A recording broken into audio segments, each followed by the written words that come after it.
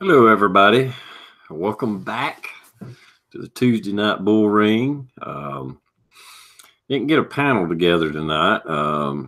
Everybody's got to kind of get used to it again, I guess. Welcome back. Oh crap! I forgot to mute it. Bullring. There we go.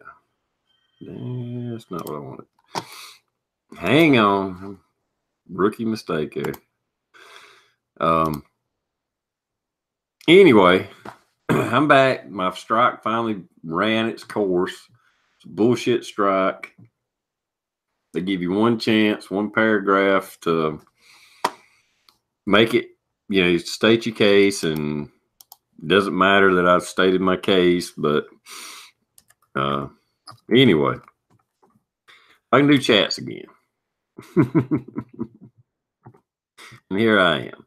Like I said, I don't know if any guests will show up. I sent out a few invites, but like I said, everybody's kind of off schedule. Trying to respond to everybody.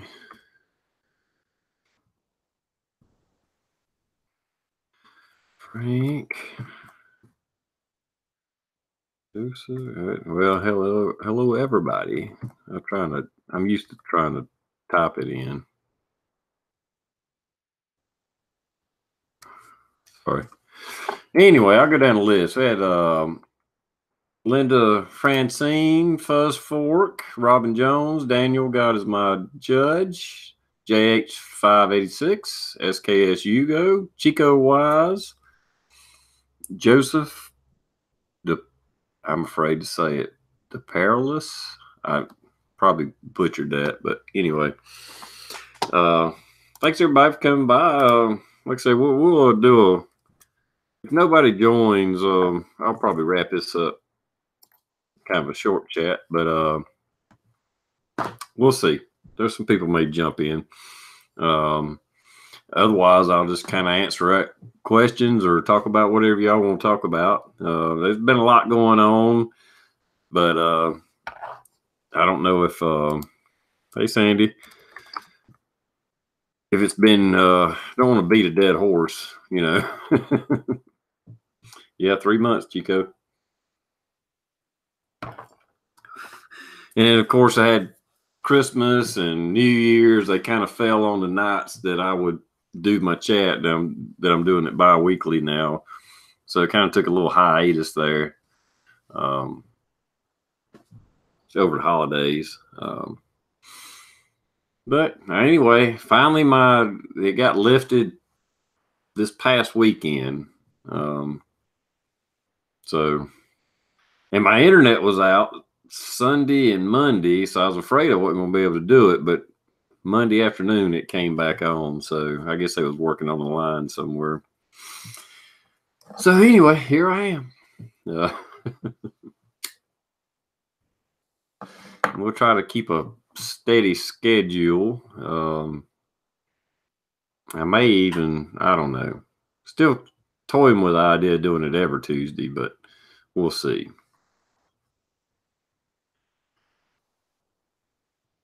What did you all like from SHOT Show? To be honest, I hadn't seen many videos on SHOT Show because I kind of avoid them. Hey, Ambiguity. I think I said it right. Close.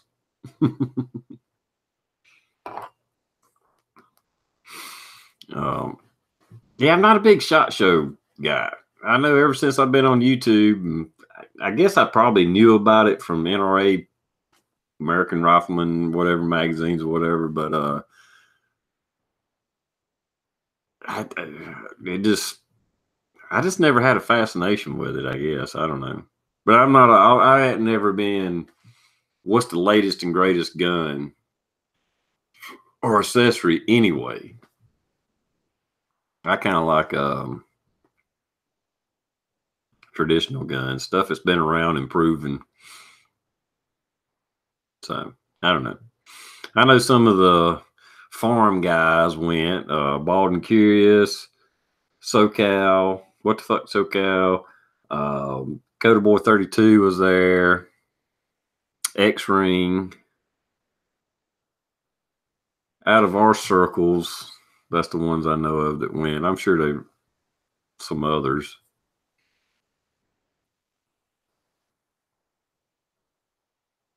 Rossi's going to start making R92s and 357 Magnum again.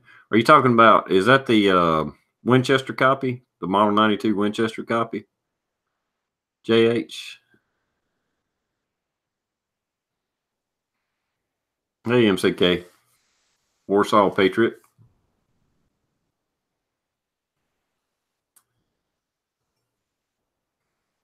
Okay, cool. I'd like to have a Model 92 Winchester. When I bought my 1873, I was kind of debating getting the Winchester 92 made in Japan. I was kind of debating between a 92 and an 1873, but I'm doing good, Warsaw. Appreciate it, man. Thanks for asking. The only reason I kind of went ahead and went with the 1873, it was just a little bit more money, and you get the color case hardened frame and blah blah blah. So I kind of, yeah, that would have been an 1892 model Winchester.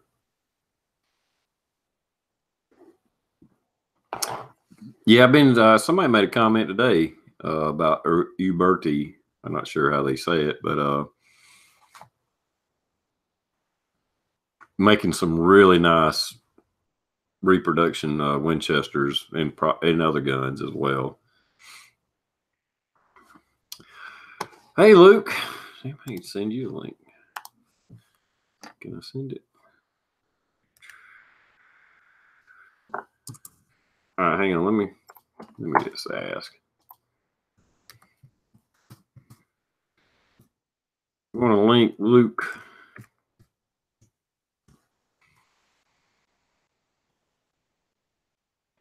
I knew there's some other people I was forgetting to send a link to. You don't have to come on. I may just do a 30 minutes to an hour chat, being it's just me. Yeah, Rosie's doing a lot of chats.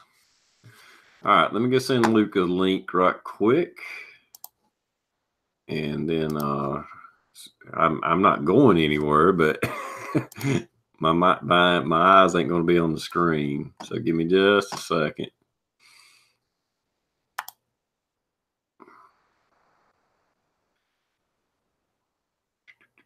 Hang on, my email's opening to Luke.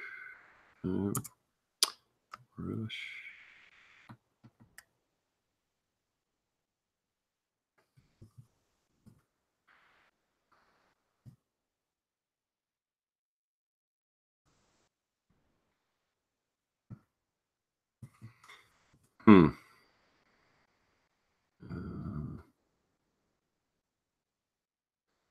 Damn. It ain't coming up, Luke. Hang on. Let me see if there's another way I can do this.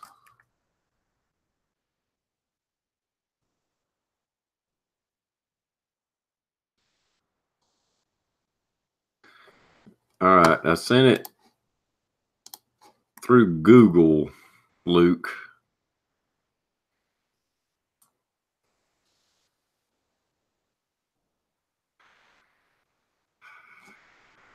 Hey, Stan, Insight Freedom.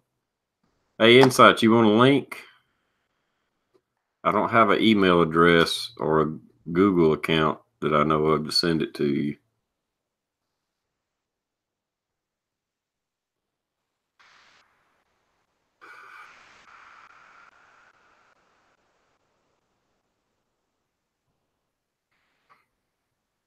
Well, I'll tell you what, Warsaw, if you're willing to throw an email address out there, I'll send you a link.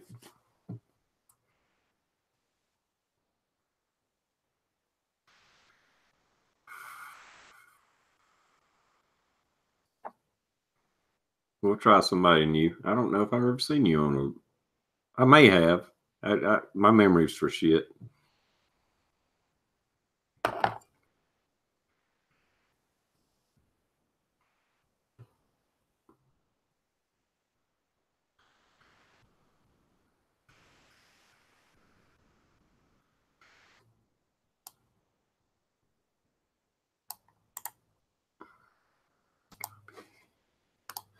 All right, guys, I'm sending links out.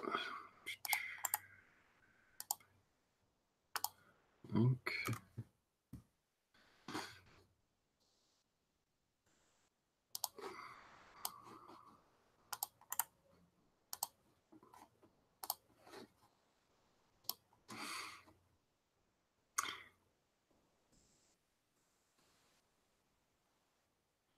Hey, buddy, ex-politic. What am I drinking? This chat is brought to you by Coors Banquet Beer. Or at least till I finish this one, and then I'm back to Natural Light. That's my last one.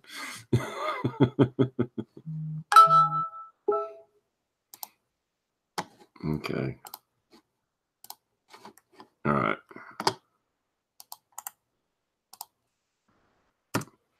There you go, Luke. I don't know why it wasn't popping up in my email list. I didn't think I could have sent it Facebook too.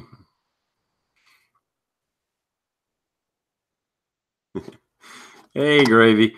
Well, I actually was doing some on my Mr. Funfisher channel because I was under a strike for a video, and so I couldn't do live chats for 3 months.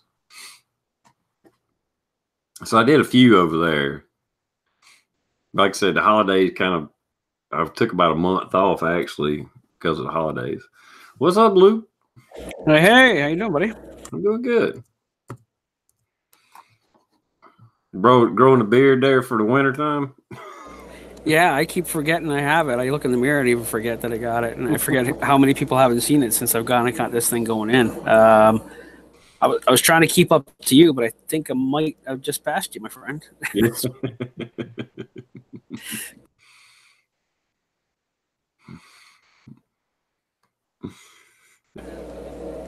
How's life in the northern land? It's north, so I mean, if we stepped outside, just Stan all there, certainly on the inside, he can attest to this fact. It's we've gotten quite a bit of snow in the last few days. We had a big Alberta clipper come through. Some severe colder temperatures are on our way as well. We're talking, minus 25 Celsius, certainly with wind chill. You could be upwards of over minus 30. So it's pretty good and cold. Mm-hmm. Yeah, lots of snow, but still doing it. So are you in? I don't know exactly your location. You don't have to give it away, but are you in that polar vortex they're talking about? Yeah, I guess we are. Yeah, I guess so. I mean, yeah, for sure. I mean, that's even stretching down the United States, though. And so, where I am geographically speaking, in Canada, we're really, I mean, certainly Stan and myself, like most people understand that Stan's from Ontario, but so if I have let that out, Stan, I certainly apologize. Anyway, but where we are certainly, and it's a big section of Ontario. If you drew a line across your northern states, you're talking Seattle and so on. If you drew a line straight across all the way over to say Maine, right? We're further south than northern Michigan. You know what I mean? So we're basically in the United States. It's just that the Great Lakes is where the boundary lied, right? So for the most part, we didn't see any snow until after Christmas. And that's changing. The climate has definitely shifted. There's no doubt about that, and time frame, right? But tornado in Cuba. Oh, I guess that's the first time in Cuba. Interesting.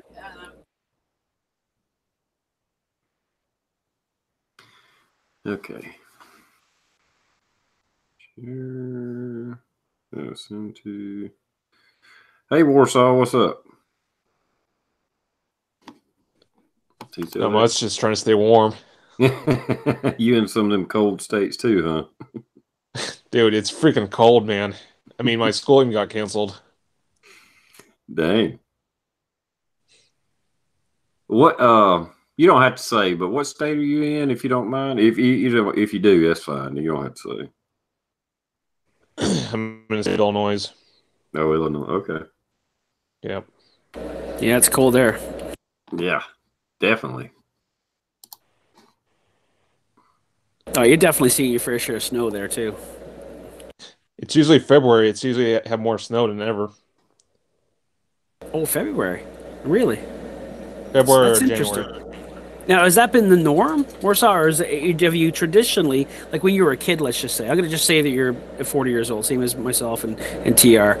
You're welcome, TR. Anyway, and then so, but do you remember that back when you were, say, a young teenager? Was it always February? It changes differently season to season. Oh, okay. Fair. Usually, like in December, you get a big amount of snow in that year. Then it changes to January, then February. So it just happens every once in a while. A lot of times February is our coldest month.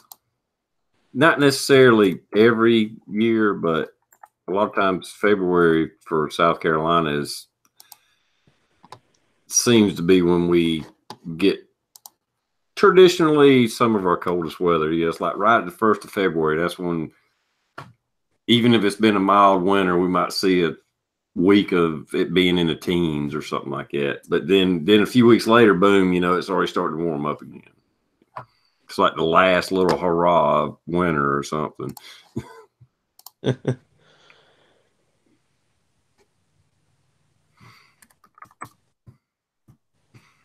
All right, I'm trying to send out some links.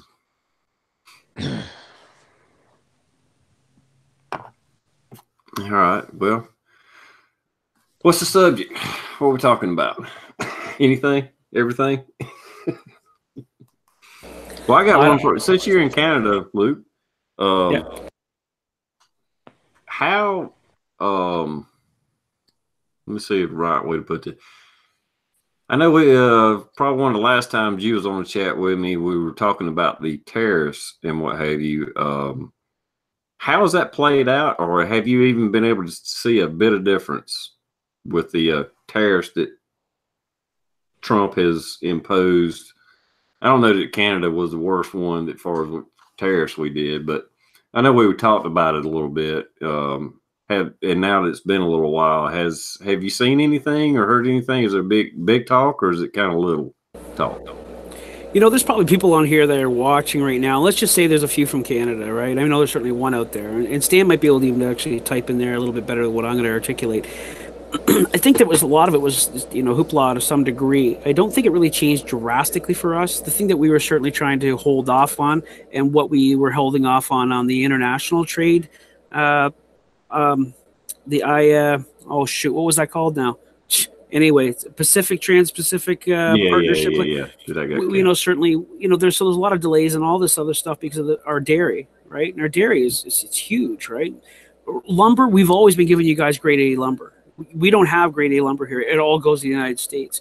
We're shipping a lot of our oil certainly out of Alberta and such. So that's going to the States. There's pipelines that are certainly going to the States. So we do a lot of trade with you guys anyways in that sense. And I think really when it comes down to it, as long as we've got a trade agreement in place and it's secure, we're okay. We have to trade. Just like certainly what I believe about the United States as a Canadian, and certainly I think I'm fairly accurate that the United States is got themselves in a global situation that they absolutely have to maintain the foothold that they have in these countries because it's based on trade. It's absolute, and just the same as say China. Just depending on everything happening with the Silk Road as they call it, or and I think that it's a smart aspect, or a move, I guess, on their part. So, I mean, as far as tariffs are concerned, it's all part and parcel. We're going to get a little bit, we're going to give a little bit. That's a negotiation. So steel, there were some things that went up on steel, certainly, and aluminum and stuff like that. But we've already lost, so much up here. A big chunk of our auto industry is left. But you guys really didn't get that. So some of it just passed right by and went right straight to Mexico. It lends into more talk about border walls and stuff like this. And as a Canadian perspective, we look at that and Trump saying, well, the Mexico trade agreement basically, well, yeah, they're going to pay for it, right? And because we negotiated a new trade agreement. If we hadn't have done that, let's just say, and it takes them 5 years, let's just say, to get the money for the border wall, which is probably more than that, certainly, but let's just say, for the sake of discussion, then yes, he's going to get that. Another suggestion is you're not going to get that, but I don't really know. I haven't put enough time and effort into it. So what is tariffs? Man, it's trade, and it has to happen regardless. Whether it hurts you or not, you will adjust, and everything adjusts in time. It settles. It has to, right? I think what it spurred, the way I saw it, and maybe I'm just being optimistic, And I do like Trump, and I support Trump. I ain't saying he's a perfect man, a perfect politician by no means, but he's a good businessman. Is it brought people to the table in because I know, and we saw it almost immediately, but that when he did impose all these tariffs, it brought people to the table. And I don't know the details with Canada, but I guarantee you they come to the table. All right, let's work out some deals. Okay, we'll cut this tariff if you'll cut that one. Kind of work out a deal to even it out a little bit. I think that was all it was about, just trying to even it out a little bit. But I could be wrong. But that's what I saw of it. Anyway, figured we'd hit something kind of serious. Well, that's a really valid point, because I mean, I don't know. To me, it goes back to, hey, look, and I agree with you 100%. As far as being a Canadian, looking at it from the outside in, we only get what propaganda is thrown up to us, certainly, and what we can, independent searching, and certainly some smaller kind of information pieces. Trump's not a great guy per se, right? He's a fucking billionaire. Why would he be a good guy? You know what I mean? He has all kinds of opportunity. I have no doubt about scandal and stuff like that happening, so on and so forth. However, he sold himself on being a businessman as far as I was concerned. He was going to make America great by bringing business back and making better deals. And to me, that's a businessman, right? What was it? Ross Perot, basically, I think he was running on a similar platform, right? Yep. He was a very wealthy man. He was running on that platform. Trump, well, he made a good deal, and off he is. He's got the presidency of the United States. The fact is that I say, Trump, no, man, I wouldn't want to chum around with him as a person per se. He's probably not that great of a guy. Don't really even like him. But, and I've said it just like you, man, business is business. And right now, America needs a businessman at the helm. I'm almost sure of it. The problem is that with the president comes so much other, delegation, you know what I mean, and duties, that he's also making those choices. And that's where I think that there could be a potential problem, because geopolitics, certainly, that's not necessarily business at times. And that's something that if you don't have good advisors on certain things, man, that can sink a fucking ship. So, but I think he's a fool not to, who in their right mind would not encourage business dealings with Russia? Who in not in the right mind would fucking encourage business dealings with China? They're two huge giants. You have to do business with them if you're another giant. It's stupid not to, Wow. Yeah. Mr. Insight Freedom, welcome to the chat. Thank you, TR. Good to be here. Good to see you. Good to see you on a Tuesday night. Doesn't happen all the time. Got excited when I saw it pop up in my notifications. Well, I've been on a strike. I couldn't do live chats on this channel for 3 months. Yeah. It happens. Self-imposed. It was a bullshit strike, but YouTube's too big to worry about a little channel like me. They didn't even hear my little cry of, hey, wait a minute, that's bullshit. Like, whatever. Yeah, I keep going on the assumption that if I never monetize, maybe I'm safe. Who knows? I don't think it didn't have anything to do with monetize. They accused me of promoting illegal activity. It was an old video from years ago that I reposted because it was going around in the prepper community about a MERS channel. And if anybody don't know anything about MERS, it's kind of like using a handheld radio frequency, like what everybody got the Bayfongs and Wouxuns and all that. Anyway, it wasn't those, which you have to have a license to use, but it was similar to that. And there's 4 or 5 channels on MERS, and it's a free service. You don't have to have a license. It's like using a CB. And it was one of those frequencies, and they accused me of promoting illegal activity. That's fucking free. You don't have to have a license. Too bad. And there's no arguing with them once they say it. Mm-hmm. They'll never give you an honest response. Just doesn't fit our guidelines, strike. Yeah. Whatever. Never popped up. I got to respond, but it went to their spam folder. It's like, hey, he's only got a few thousand subs. Fuck him. Yep. I was curious. I was thinking about you today when I was seeing all this pop up with the Bolton yellow notepad slip up, the 5,000 troops to Colombia, all the discussion about Venezuela, American oil companies to Venezuela. What do you think's going on down there? What do you think's in the president's mind right now? You know, I hadn't read into it enough to really give a good opinion on that. I know we're supporting, I don't know his name, the other guy that's claiming. Somebody would have to fill me in. I don't know. Did they have an election, or is somebody just trying to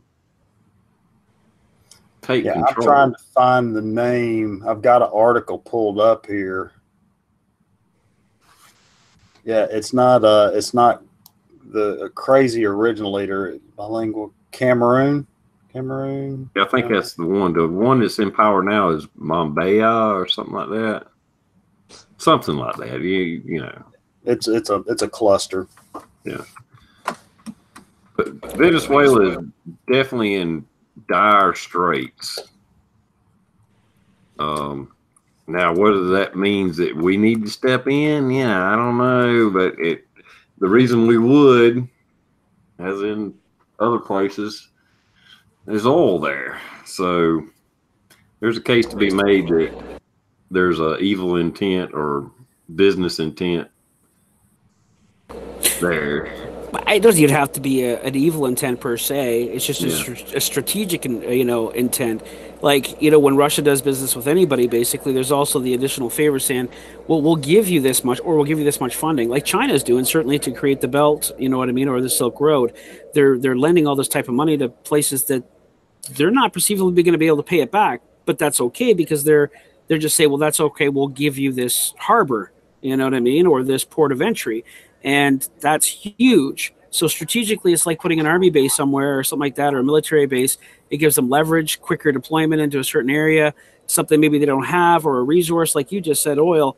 I find that usually it's one of those, big ones. It's a resource, it's a geopolitical position in some course, or it's a strategic position for military. But I don't know. Well, at one time, I know things have changed now. Venezuela was one of the, if I'm not mistaken, I could be wrong, Venezuela was one of our biggest places we were getting oil from. Oh, yeah. I don't know that that's true now. But I think Citgo exclusively used Venezuelan oil for a while. And I know for a long time that's also been one of the major places where we've imported beef from, too.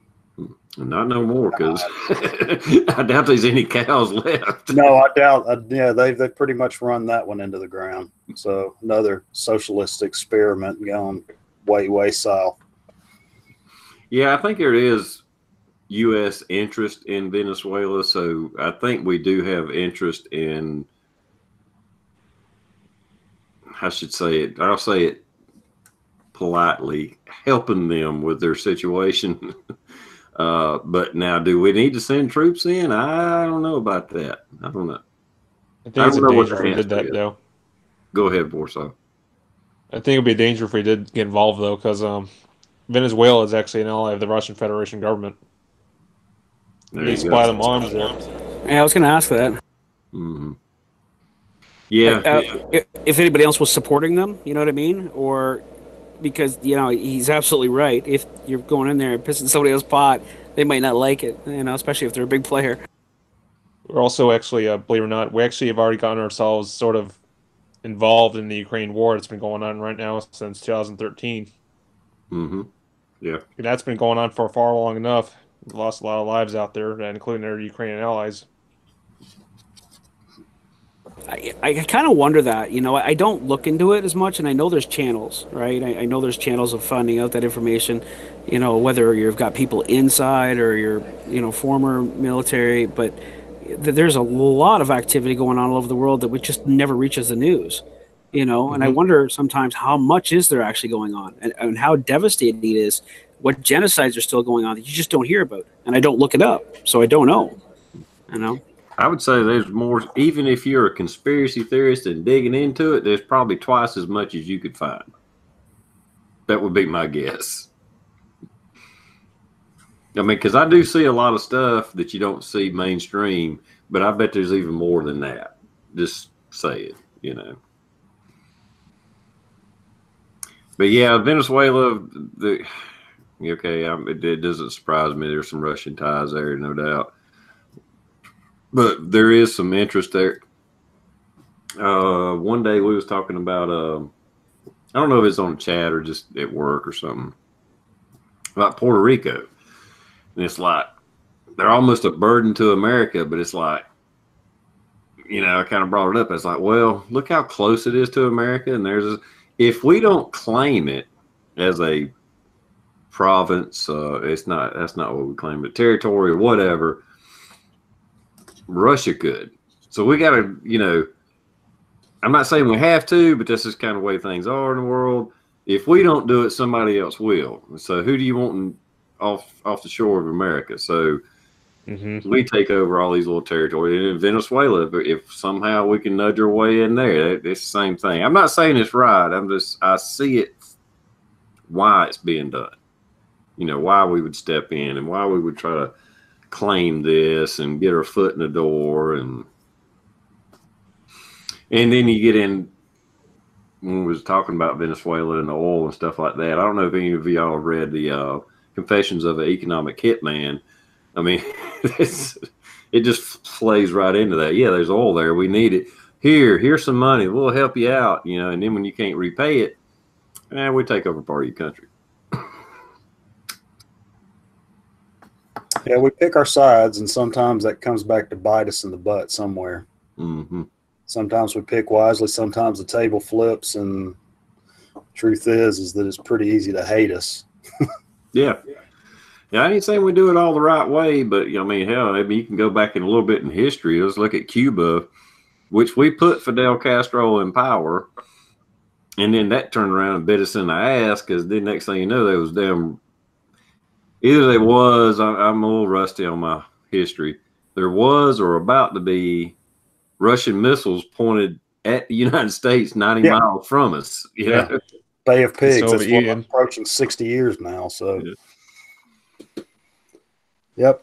And that took what was an amazing tourist destination and turned it into a desolate socialist experiment. Yep.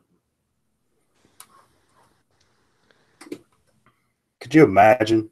That's what, when you take a cruise ship out of Miami and you head around the Keys and you can see them there on the coast, on the horizon, and us over here, you realize how close it is.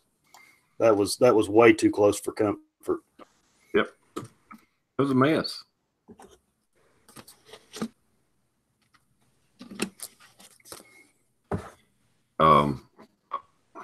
Former boss I had, he was telling me a story. He was in the he's in the Army.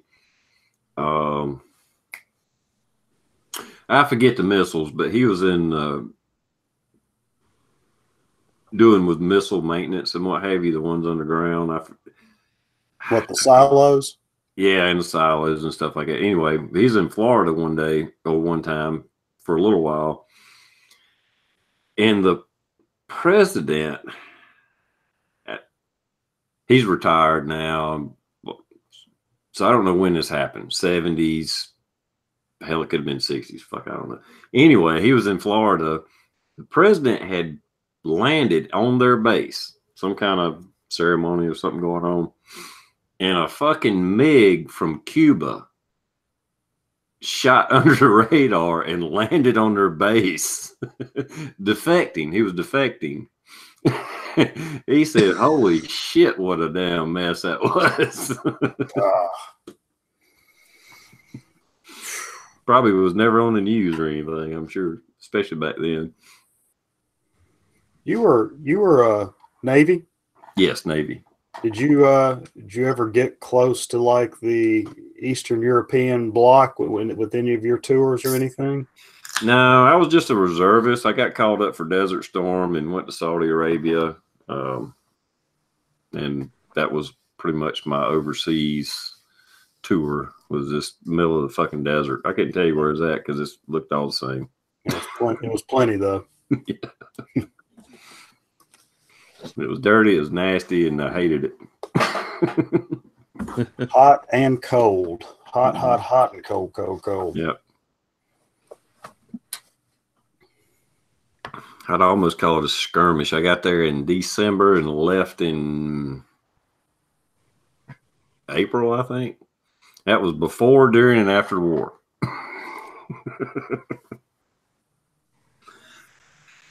But I was in a construction battalion. I was kind of in the rear with the gear. Yeah, I was a CB, for anybody that knows what a CB is. It's a construction battalion. So, yeah, I joined the Navy, and a few years later, they stuck an M16 in my hand and put me in the middle of the desert. And I was like, this don't make no fucking sense. What am I supposed to build with this? Here's a shovel and an M16. The M16 is a good rifle. Yeah. It was the old school. It wasn't M4. It was 20-inch barrel, Nice. select fire, semi, full auto. Yeah. We were still driving deuce and a halves, and the officers were carrying 1911s. Because it's CB, we were a defensive unit, so we didn't get all the newer shit, you know. Yeah. But we wasn't offensive, we were defensive. Basically protecting yourself when you've got that stuff in case something comes up. Yeah. Yeah. I mean, we had scuds blow up around us pretty close, but those things were just big fucking bottle rockets. They point at a direction. I mean, they're a little more sophisticated than that, but not much. But we had some of those go off, but I mean, it's not like I ever got into a gunfight or anything like that. Guy brought back some flashback of the news footage when they would just launch scuds on the cities and stuff. It was crazy watching those things, the night footage. And it look like fireworks, really did look like fireworks. Well, where I was at for the most part was near Al Jabal, which is a port. We wasn't on the Persian Gulf. We was a little bit inland, but the port's kind of what they aimed at in the cities around them, because that's where, you know, the troops and supplies and stuff were coming in. It was a place to do the most damage. So that was a little scary, but, you know. But it's almost like, it's a little scary, but it's like they mainly attacked at night. So you never got no fucking sleep, because you was on general quarters every time you turn around, every couple of hours every night almost. But when they did go off nearby, and they got pretty close, it's like it hit, then the alarm went off. It's like, well, fuck, it's already hit now. Let's just go back to sleep. Why do I gotta go to a fucking bunker? I'm alive. It hit 10 miles over there. Who gives a shit? Let's go back to sleep.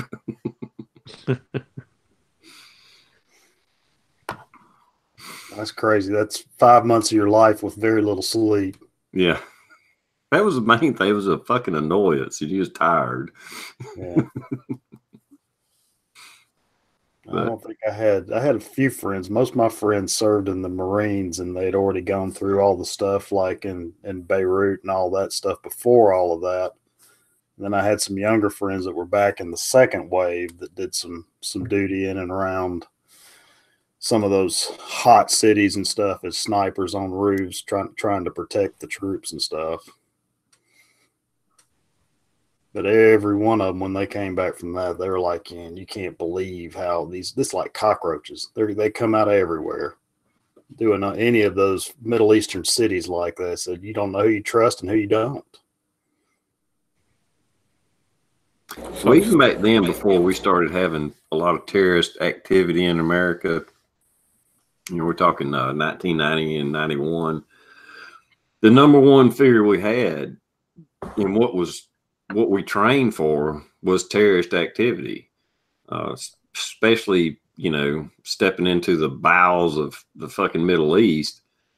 That's what I feared more than anything. And all of us, you know, when we went on a job, you had a guy in the front, locked and loaded, and a guy in the back. We all had guns, but you didn't walk around with it locked and loaded. You know, you'd have a guy riding shotgun in a deuce and a half, and one guy in the back. And every time a car come up, we'd all tense up and just be watching it as it passed us, because them deuce and a halves, they don't go fucking very fast. And that's what we was worried about, because we didn't know who to trust, you know. Trust no one.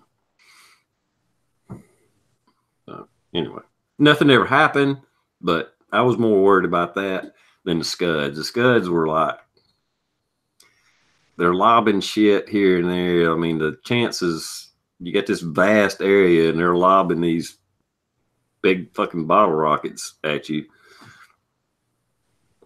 I'm not too worried about that. If it hits a tent, fuck it, I won't know it anyway. You know? That's always been kind of my theory with storms. I'd rather sleep than get up and worry about it. So when it's my time, it's my time. I didn't sleep a wink last night. There was a tornado warning. I'm like, really? Daggum sirens be going off. I'll wake up in the morning. I was like, how long has those been going off? Oh, about 4 hours. Well, I mean, unless you got a bunker to go into or a cellar, you could go there. But if you ain't got that, fuck it. What are you going to do? Yeah. Climb in the bathtub and go to sleep. Fuck it. Whatever. I've actually got nearly hit by one of those. Really? It's not pleasant. I was, give or take, 13, 14. But the thing is, this was a bad storm. I mean, the severe weather was so bad, the clouds actually got black to green. Next thing you know, we actually are seeing this funnel cloud coming over to our vacation home. It nearly just hit our roof. I mean, I was that coming close to actually getting hit by this freaking thing. I mean, how about close to death, maybe? Yeah. Well, like I say, I mean, I agree. If you got a safe place to go to under it, yeah, definitely get in a cellar. Seriously, it was bathtub, whatever. Basement, yeah. I understand that. I get that.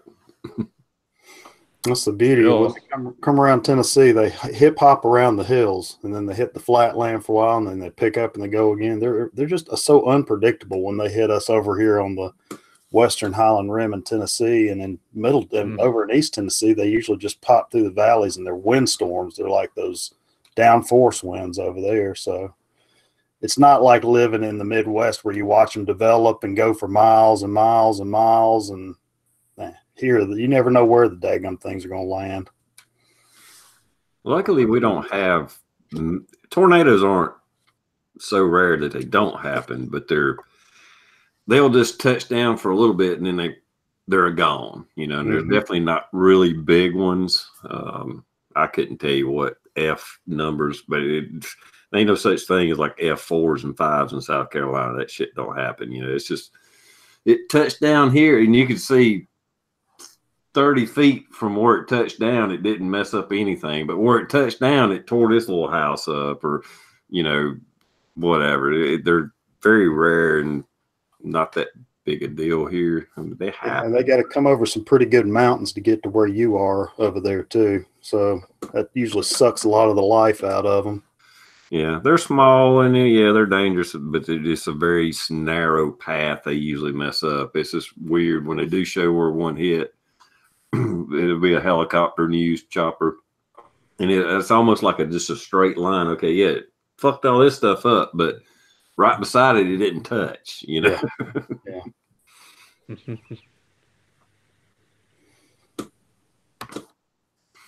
I'm kind of lucky as far as extreme weather in the upstate of South Carolina. I mean, every once in a while a hurricane will get this far up and do some damage, but nowhere near like it does the coast.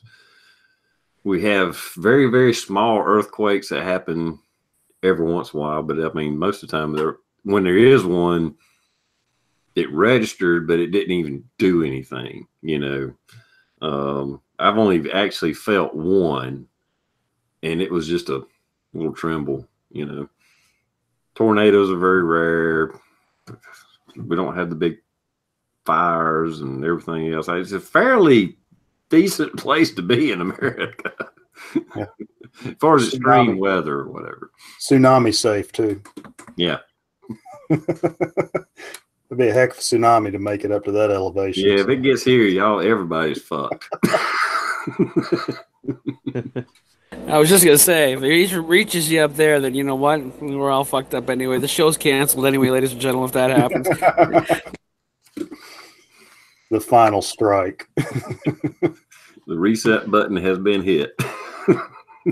You know something? I can see it. TR sitting there going, well, they say this asteroid is going to hit the Atlantic. So I'll tell you what, ladies and gentlemen, this is what it is. The last strike. Yeah, this is the last strike show. So we'll see if this sucker happens. We'll be live when she happens.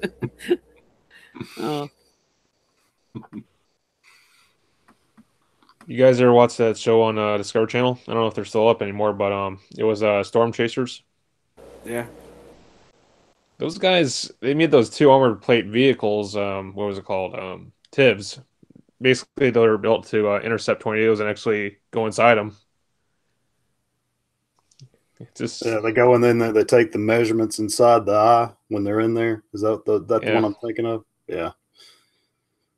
I've got a buddy here in Nashville that heads off every season when it's tornado season, and he drives out there and he chases them. But his is just, he's a photographer. He likes to photograph the storms and stuff. So he just lives in his minivan and drives around and finds them, has a network, and they chase them down and take some pretty amazing photography too.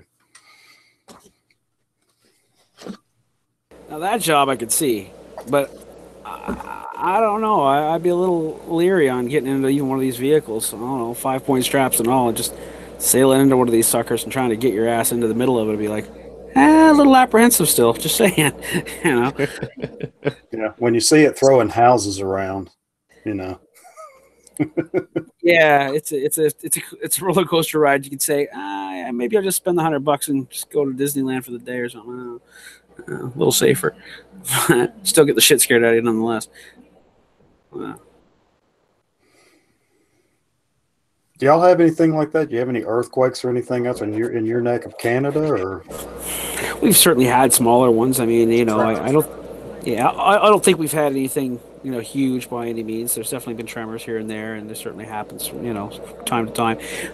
Tornadoes, yeah, definitely out in the prairies and stuff. They get tornadoes out there. We've had, back when I was just a youngster, maybe 7 years old, I think, maybe even a little younger. I was younger, I think, maybe 5 years old. Can't remember now. It was, I think it was actually in '78. Now that I think about it, and it was a massive tornado, and it did an immense amount of damage, and it hit, and it's still known as one of the largest tornadoes that ever hit. Certainly, my area.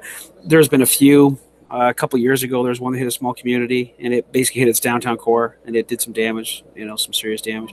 So we do have tornadoes, no doubt. Where I live, geographically speaking now, highly unlikely I'm going to get hit by a tornado here. So I'm pretty decent that way, just because where we're located. But yeah, we get to ice. You know, ice is probably one of the biggest damaging factors here because we have that lake effect.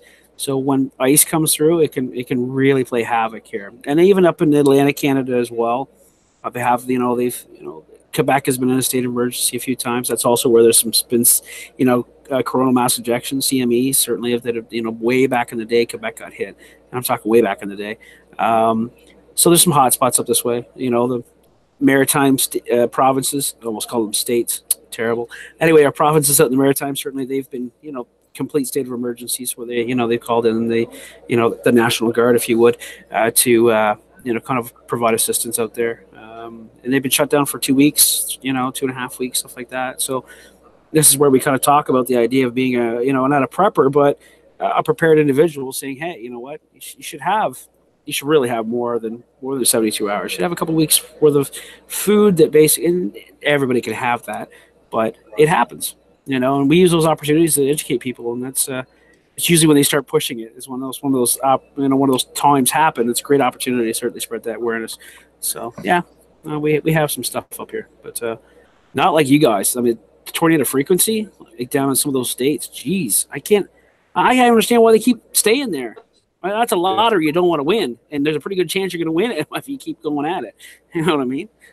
Bad. Yeah, when you drive through some of the the plain states in the United States, you realize how big and flat and, just miles and miles and miles of nothing but grain, growing everywhere. You can see how it develops. You can see how a certain wind shift, it can develop pretty easily. But we still have people that like to, live on the coast and they build their houses on barrier islands, then they're baffled when the barrier starts shifting and they're in the eye of a hurricane and it rips right through the middle of a barrier island. But, that's the nature, the place to be. Doesn't matter what the danger is. Somebody else will fix it. Government will step in. Here's what I don't get. The people that live in California, we keep seeing these wildfires that keep happening, yet people don't understand that you cannot stop a wildfire out there, especially those homes that are always being destroyed. They always are building there. Well, what makes me wonder is when you see the writing on a wall. Look, if I lived anywhere and it was progressively getting aggressive, okay, towards your survivability. So what you had here now, right, was plenty of water. And you can see a progressive dryness of that particular area, or geographic location in general, or even the state. Besides the obvious reasons why you wouldn't get out, I asked the question, why wouldn't you get out? And like you said, you can't stop these things. So why would you build? Why would they even let you rebuild? Especially if it's even a 25-year average, let's say. If it's a 25-year average, it shouldn't even be allowed to build. Now, houses anymore, 10-year houses, 15-year houses before they just tear them down and build a new one anyways, really? It's just easier to do that than try to renovate it in some options. At least that's what I'm hearing, but I don't know. I don't do that, but I don't know. Yeah, you deal with it. And in California, they were their own worst enemy because they legislated a lot of things that created the tender. They won't let them go in there and clear things out. They want to protect some little rodent or something that only lives in some area. There's always some kind of alternate environmental purpose for what they do. It's not logical. So a lot of these people who've had homes for, multiple generations and their families in these places lost stuff because it's no longer maintained like it used to be. And it's illegal to maintain it like it used to be. Yeah, in some cases. Then in some cases, though, if you could take certainly, what is it, the cypress that basically requires fire to open up those pine cones, basically just won't reproduce otherwise. So there's some things, it's management. They got to manage it. So allow them to go in where they have to, like you're suggesting, certainly, and leave what is supposed to be left. And that's only going to happen with certainly further research. If we're going to influence these areas, move into these areas, then I think the responsible thing is to pay attention to what we're doing in these areas and mitigate it correctly. Otherwise, you'll lose it. And we've seen that so many times. Areas that were once lush and such, and they put a species in it, whether it's humans or rabbits, let's just say, it completely destroys the area. Completely. It's foreign to the nature. It's not natural. And when you do anything that's not natural, usually you have problems. So, yeah, they even admitted that they need better forest management because they had gotten to the point to where, if this little twig falls off a tree, we got to let it naturally deteriorate. And to the point where, they can't do fire breaks. They can't do any logging, And even California had to admit, okay, we're going to have to do something about this.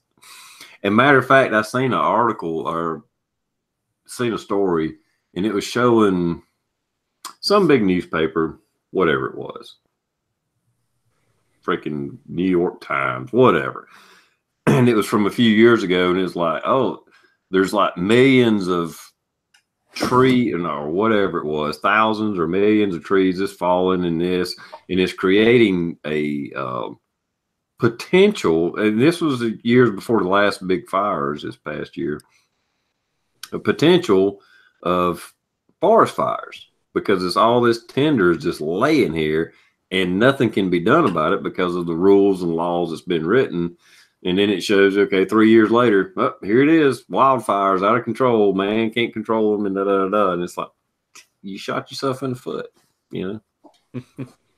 And why do they find it so shocking? You know what I mean? Like, certainly there has to be something kind of historical that they can go back to and say, this is not a smart idea, right? And they're finding that out to certain degrees. They're saying, hey, we've been mismanaging this. And there was a documentary talking about forest fires, certainly. And so they were saying they were trying to put them out. Meanwhile, they didn't realize that they were actually doing more harm than they were good in some cases. because some of this is natural. There's lightning and everything else that starts fires. This happens. It's a natural progression.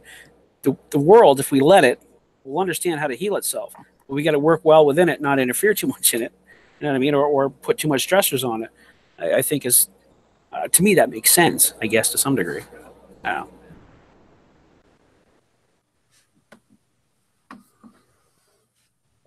know. Bottom line is, I mean, we're spreading out. We're developing land and what have you. And I agree. Try not to pollute best you can. You know, manage the forest. Don't chop them all down, but manage them. Sometimes you do need to clear cut. Sometimes you do need to make fire breaks. There's stuff that needs to be done because we're being invasive on the environment. So we got to kind of find a happy medium there. You just can't, just drop the hammer and say, nope, can't touch anything because this is nature and this is how it's going to be. But we're going to put a damn housing development in the middle of it. Hey, there's steps and stuff that's got to be done. Absolutely, the management of it, right? I mean, if you look at, I'm sure they're doing this somewhere. So if you're going to live in a forested area or whatever in this particular area, you're allowed to build here. They've got a class 1, class 2, something like this. Something to do with your taxes, something to do with your insurance, something to do with guarantees of getting your house covered by fire services, emergency services. Period.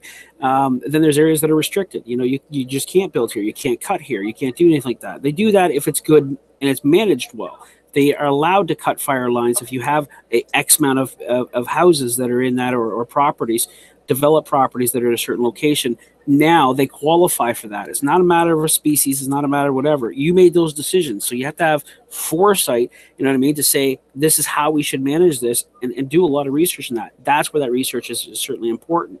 How they go about that, I don't know. I'm sure there's smart people out there that do that. The other thing is when we're talking about switching over and not polluting our planet, let's just use coal, for instance. If you're just going to decide to shut that off, right, and stop it, not only we talk about the displacement of wildlife, but what about the displacement of people? You've got how many, X amount of people that are dependent on that and the chain that goes from that industry.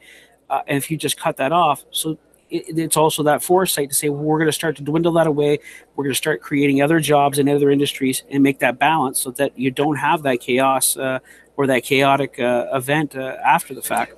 So it's there's definitely a balance in management. And I guess that's why you're supposed to get good politicians in. Certainly they can make rules and regulations that make sense, and still keep a balance with the lobbyists too, because this is where corporations enter, and make influences that are not necessarily in the best interest of nature or not necessarily in the best interest of populations.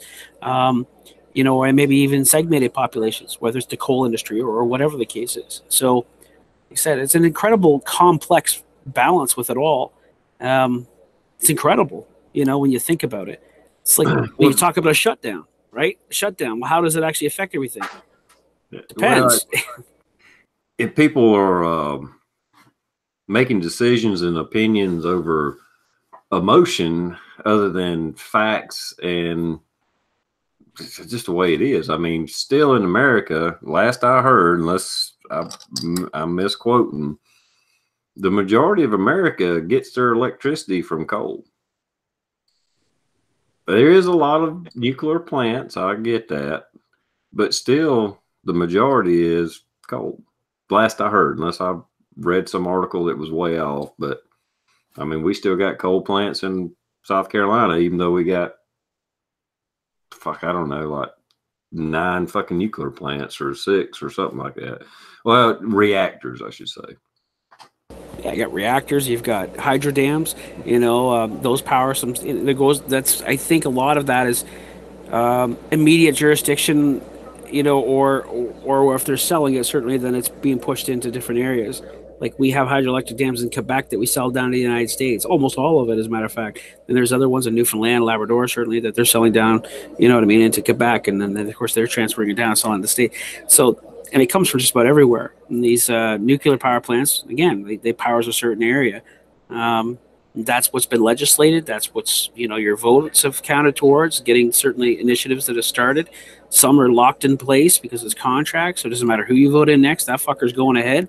If you don't like it, that's too bad. You should have got out and voted harder, I guess, or whatever the case is, or got more people out voting. But that's how it works, isn't it? And that's what I said. There's no guarantees. There just isn't. And I don't know. The whole power thing. I don't know what the right answer is. I mean, yeah, solar's good, but I think solar, with my experiment with it, how far I went with it, just trying to power up my own house, solar's good for very local use. Like, in my opinion, you could help power up a small community, or there's a university near me, Furman University. They got a huge power grid, solar panel grid out there to help power up their university. And that's fine. You're keeping it, okay, we're going to put up this mass array and help power up all these apartments and university buildings and blah, blah, blah. And it works great for that, and they're doing it direct. They're not doing battery banks, they're doing this during the day when the sun's out. It helps power up the university, if it's cloudy or at night, of course it don't do shit, but it's very limited. The problem with electricity is the further you try to push it, the more you lose. And so yeah, solar and even wind power, like if you got your own little windmill or whatever, it can do a lot for you. But those big windmills, I read some information on those. They end up using more power and resources to build one windmill than it will ever produce in its lifetime. It's not that they don't produce power, but you done spent enough CO2 or whatever you want to call it making the damn thing for its limited lifetime, because they have a limited life, than it'll ever produce. It's interesting that you say that. I mean, so I live on one of the Great Lakes, right? So the Great Lakes is right here behind me. We have, if you go down to the dock, the pier, so they call it freshwater pier. It's going to call it a wharf. That's saltwater. Anyway, if you go down there right now, you will see scattered red lights all the way down the coastline, right?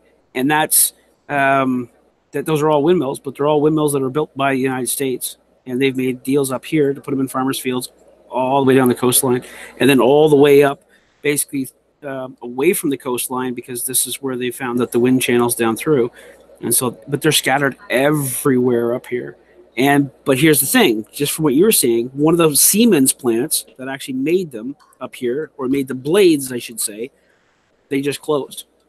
So maybe what you're saying is true. They've figured that out now, and they're like, it's not worth it. So that makes you kind of wonder. So if that's not worth it, and people are not going to go wind, what does that mean in the long run? Does it mean solar is going to get the big boost? Elon Musk seems to think so. He's banking on it, right? So I don't know. Well, here's a West Tennessee solar farm. My best friend is the manager on this. You can kind of see the size of it. That's right off of I-40. It's about 50 miles east of Memphis, Tennessee. And you can see how much space it takes up. That place generates enough power to basically run 500 homes. No, is that right? 5,000 homes for a year. See the size of it?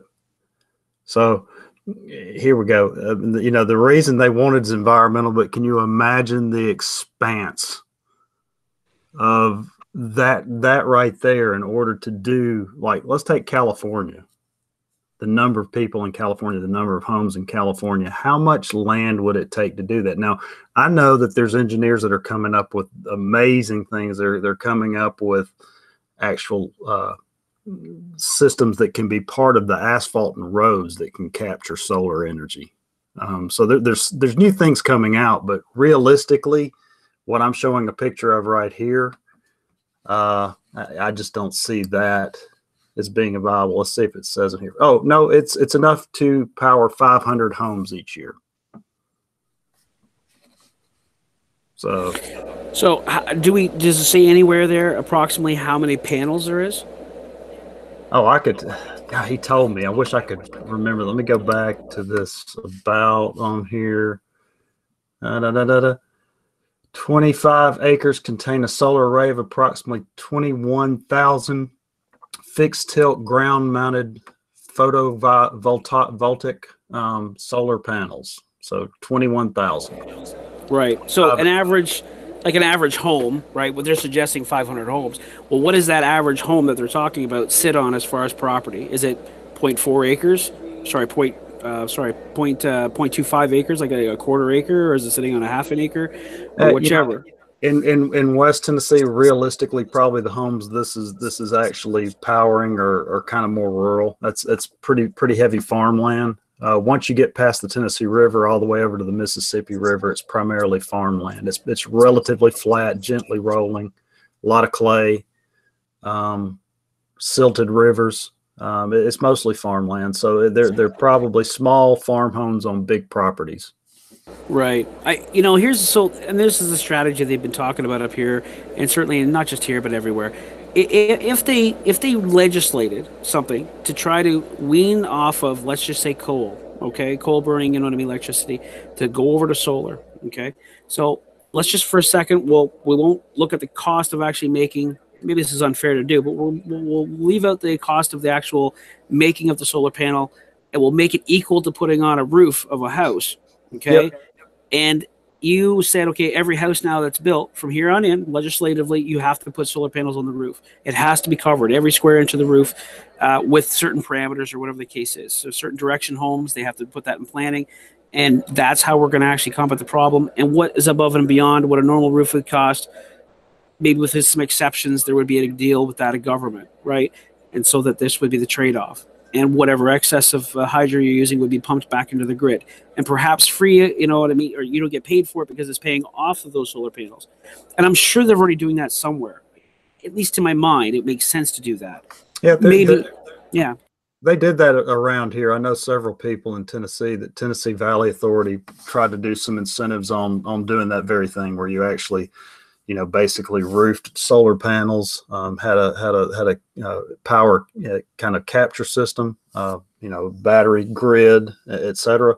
And then the excess was actually sold back to TVA. Well, they quit it because most people were actually producing more than they were using, and they were ending up getting money instead of paying anything to TVA. So it's probably a pretty smart idea what you're talking about. It probably is doable. Yeah, well, because look, you could put 500 reasonably, and a suburban neighborhood, certainly you could put 500 homes in that area that's taking up. So if you put those things on solar panels, you've also got the space to build homes. So you're not taking it up, precious, arable land. You know what I mean? In essence of farming or whatever the case is. But even then, we just changed our food guide up here, a little off topic, but certainly similar to it. We just changed our food guide up here, where they're talking basically 50% of your daily intake in food on the nutrition guide, certainly in Canada, should be 50% fruits and vegetables. And there's very little on the aspect of livestock. So, if we go more that direction, we might start getting back more forested land, which would be better for the environment all the way around. So like I said, there's initiatives that I think we're going to naturally go that way just by being smart. But we'll still have those places like China and Japan, certainly, and those places that certainly have heavy manufacturing, which all their manufacturing that we have for electronics and shit is pretty much there now, isn't it? So I don't know. They got so much pollution there, it's sick. And I don't think they'll ever repair that shit. Well, that kind of gets back to what I was saying with my own experience with solar panels. I see them better utilized on your own home. You can get a inverter that just, instead of powering up batteries, that just powers your house up, and anything excess it pushes back into the grid. And if every house had, not every house, but if, they started an incentive to every new house has X amount of panels, or depending on where they're at, blah, blah, blah, where you're not necessarily trying to make all your own power, but supplement it. It's a great idea. It's a super idea. When you get into the batteries and stuff, then there's a lot of maintenance and all. Not everybody's mechanically inclined to deal with the maintenance and keeping up with it and keep an eye on it. But if you do just the direct solar straight to an inverter to your grid, your own grid, your house, and then any excess goes to the grid, it's a super idea. The problem, what I was saying is just like what you were showing there, Insight, is you got this, 25 acres of space that'll power up 500 homes or whatever during the daytime when it ain't raining, when it ain't cloudy. It works, but you're trying to push a lot of power over a vast area. And for anybody that knows anything about electricity, the further you try to push it, you keep losing power. You can't, like here, it's okay. Yeah, we got nuclear power plants and we're pushing power all the way to freaking California and New York. And just like Luke was talking about how we push grid. And I don't think we're ever going to get off the grid. Don't get me wrong. But locally, a little neighborhood, on your own home, solar is great. Wind, and maybe if you lived out west, it would do better, or in the Midlands or whatever. But those some bitches are noisy as fuck too. Mm-hmm. If you've ever been around a little windmill that only produces 500 watts, that some bitch is humming like hell. So it's not really a viable option, I don't think. But solar, hydro, if you got a creek, locally, I think these alternative power sources are great.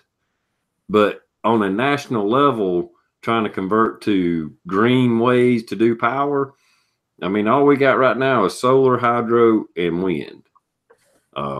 In my opinion, nuclear is like one of the shittiest ways to do power. That's just my opinion. Too risky. 40 minutes from a damn nuclear power plant with 3 reactors, and they change out the rods every 6 months. And it's been going over 30 years. So every 6 months, they change the rods out. Now, so that's 30 years of nuclear waste we're producing just in that one power plant out of 3 reactors. And they can't get rid of it. Yeah. Well, where do they dump that stuff? They're storing it at the damn facility. They got underground caves dug out, and there's this thousands of 55-gallon drums of damn nuclear waste in it. Jeez. The longest a nuclear power plant can go without changing the rods, from what I researched, is a year. So it's either 6 months to a year. Even if it's a year, that's 30 years where they've been changing the rods out every year in 3 nuclear reactors. There was a big documentary on that. Well, I don't know. It was a documentary I watched anyways, a pretty big one. It was a good one. Talking about basically what are they going to do with all this nuclear waste. It's sitting there. And here's the thing. There's that stuff is much more, it's still dangerous after the life expectancy of the vault that it's contained in, right? So what we got a problem coming up, and then unless they come up and figure out some way of dealing with that, and I'm sure they're paying people lots and lots of money to sit and tank the shit out of that, and then try to come up with the means of it. I think it's gonna be expensive either way. Can't see it being cheap. Nothing's cheap. Yeah, from what I understand, I could be wrong in this. I think they put the rods in the barrels and they embed them in concrete. But concrete technically only has a 30-year lifespan, and that's when it starts deteriorating. That's it. It's like, and the radioactive waste lasts for thousands of years. Yeah, Bohemian Hunt Club pointed out they truck it to Utah. I know there are like these salt caves and stuff where they do truck stuff, because my buddy who manages that solar farm now at one point worked in Oak Ridge as an environmental engineer, and he had something to do with the transportation of old nuclear waste. And man, talk about a nightmare of paperwork. I think if people knew the amount that trucked across the United States to some of those locations, they would have freaked out. Mm-hmm. Absolutely. I mean, think about that. I mean, the risk that's involved, the insurance that's involved. Here's the other thing. Let's talk about lobbyists, you know what I mean, and creating policy. So all that paperwork that you're talking about, that was all created by policy, regulation, and so on, and enactments and so on. And these are all federal, state level, municipal level, even depending on where they're located. And then, of course, there's, Environmental Protection Act. And then you've got all these other people weighing in on this. You can bet that's an expensive game, to play, and they're paying big money and stuff like that. But does that money actually go in towards the research on how to figure out the problem after the 30-year contract is done for this nuclear power plant? Because TR is right. It's like, all it takes is the first batch of freaking rods to freaking start going bad before the rest of it don't matter. There's a problem. It's just going to keep. Now you got a 30-year digression out of your. Let's just say it took 30 years to get to the lifespan of the nuclear power plant. And by the time you get to the end of your contract, you close that sucker down, you're now dealing with the first 30-year destruction of concrete. Now it's got another 30 years of destruction and potential contamination. Guess what? There hadn't been a nuclear power plant built in the United States in 30 years.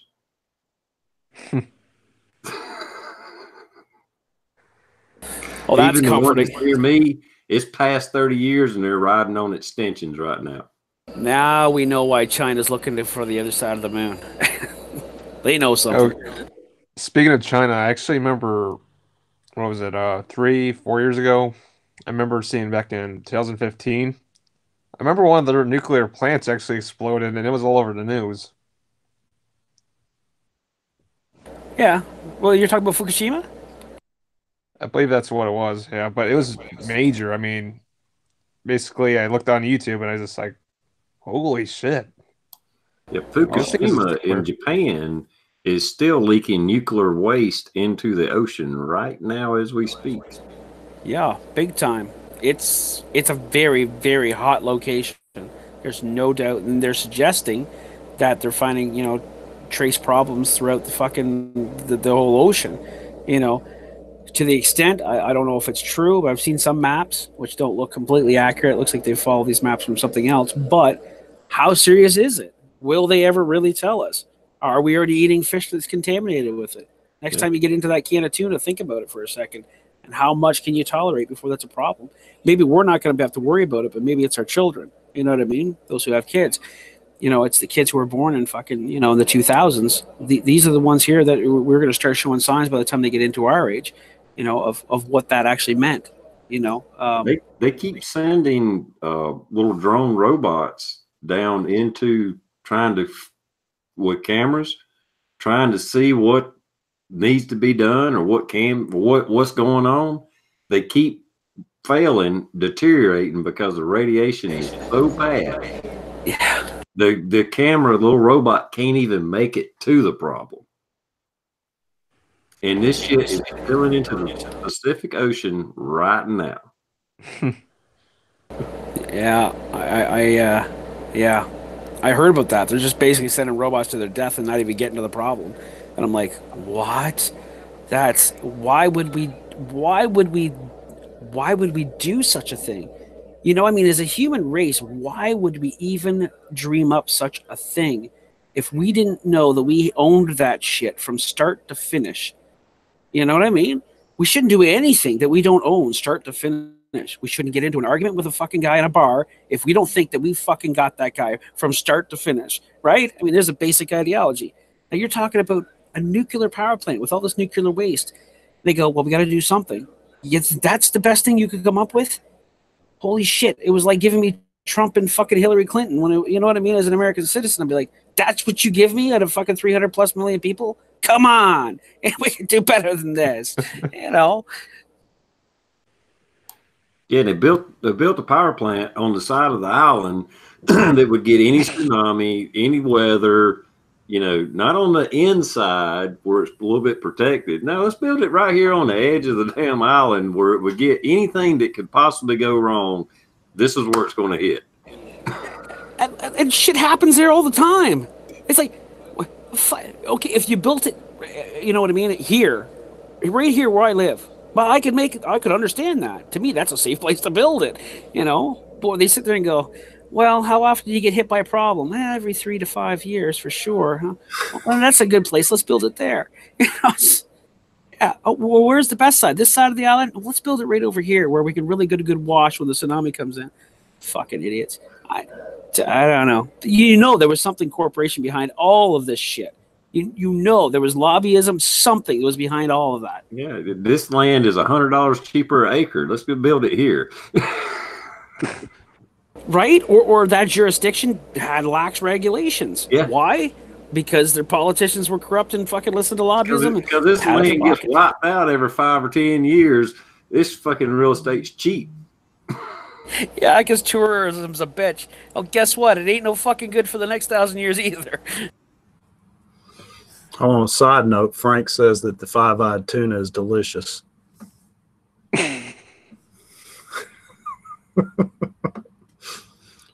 Watch that Western Pacific tuna. I'm sure it is. Let me ask, does he have any through night videos? Probably not. Eyes are probably glowing. Not good. I just kidding. Back to the Green Earth discussion.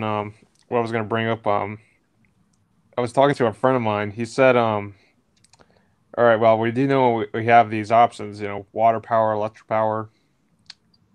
Well, we have our automobiles, so he and I were discussing, well, what about self-powered cars? And it's like, there's no way you're putting me in one of those freaking little things that'll just drive myself to work. I mean, I can just drive myself to anywhere, but it's still, at the same time, it's electric operated, and it's not me operating the damn machine. Yeah, you know, if we would have did this right from the beginning, honestly, I really honestly, I think if we would have did this right as humanity, there's a big part of me that says we wouldn't have had to drive anywhere. We would have stayed in our local communities. We would have been able to have everything we need in there.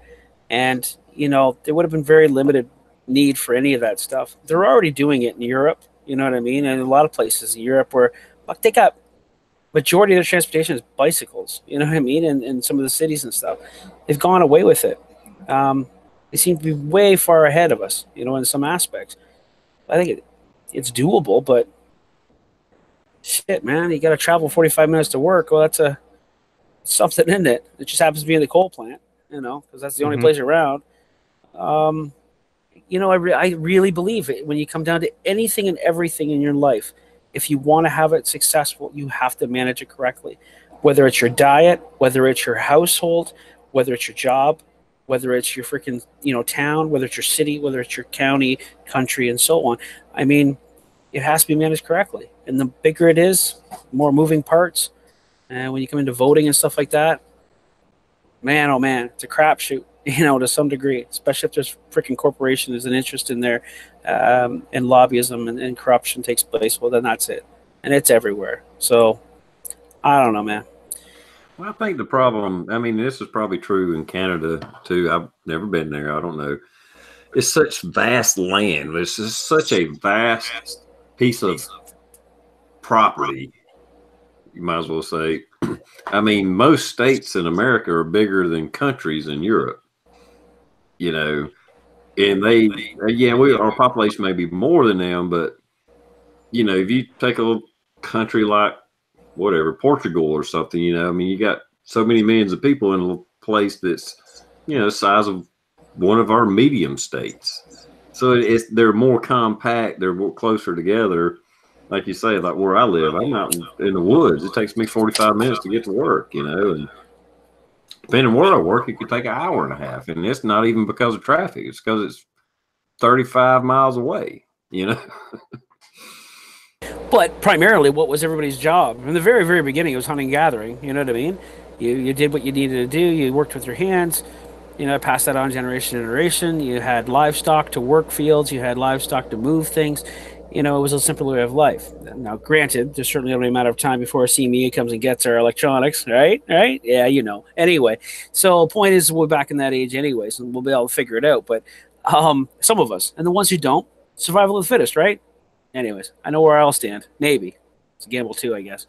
I don't know. It's just like everything. But it's a mass amount of people too, and I get it. There's somebody out there going, "No way, Luke. There's just no way. You're gonna have to. You're gonna have to." It was inevitable to have these, cities and towns and stuff like that. I say, I don't know. Yeah, you're probably right. I guess it makes it easier, and as we need things and stuff like that, we're adventurous too as human beings. So there's the car thing. I get it. I don't know. I guess I'm looking at a utopian kind of ideology, right?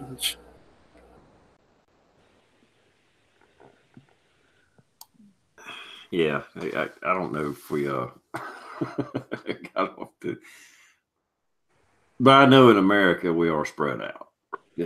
Whether that's bad or good, I don't know. I know we do have so much land, and I don't want to live in the city. I don't think nothing about it, but yeah, I couldn't ride a bicycle to work. No. No, you're right. That wouldn't work. But like I said, if you just stayed home because you had a good chunk of land and lots of land around you, and you just were able to work your land and just stay home, you built your house, and it was what it was, it would be simpler. But there's people out there too that inherently are born into it. They don't know how to drive a fucking nail. You know what I mean? But they can talk circles around your finances. What we're talking about is really only in the past 100 years, out of the thousands and thousands of years that man's been here, that this happened. I mean, there's been people all over the world, but yeah, they stayed in their little village or town or whatever. You find where I'm at 50, 60 years ago, you wouldn't live here unless you had your own little farm and cows and goats and all that. Even if you did have some kind of little job you went to every once in a while locally, just living off the land. It's all farmland, Well, not necessarily farmland, but if you lived out here, you had some kind of farm, because if you worked at a mill, you lived in the mill village. If you didn't work at the mill, you had your own little homestead, and you was selling your stuff at the market, at the farmer's market or whatever. That was your income, 50, 60, 70 years ago. The places I pass, I see little farms and stuff, old farms, say I'm going to the lake or something or whatever. Yeah, they were houses out there, but they wasn't getting up and going to work in the morning at a job. They were working their little farm. Look, even in modern day, right now, I could take us all back, in time, 4 years. And where was I sitting? I was sitting on a little tiny island on the east coast of Canada, right? TR will remember this, certainly. There's a few other people will remember this as well. There's 2,200 people on the island at best during the summer months. But that entire area was dependent on the fishing industry, primarily, and everything that served that fishing industry. And then when it was seasonal, they would go back on unemployment, which is what's covered by the government. And that's about the only way that they can actually have the lifestyle that a regular person in a more metropolitan area has, right? Otherwise, they could do it, but they would be living very bare minimum, right? They would take whatever they've got for fish, they would sell it to a merchant, and the merchant would take it in and distribute it to the inland people, right? And that's how the system would work.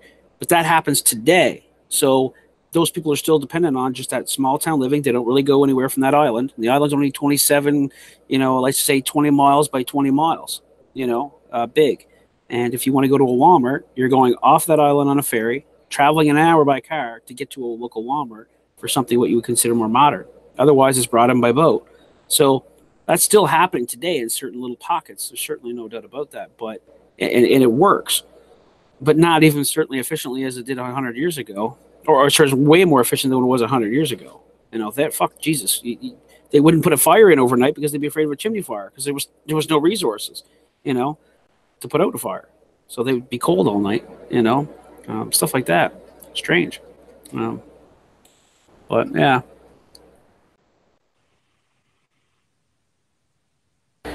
You said the 100 years too?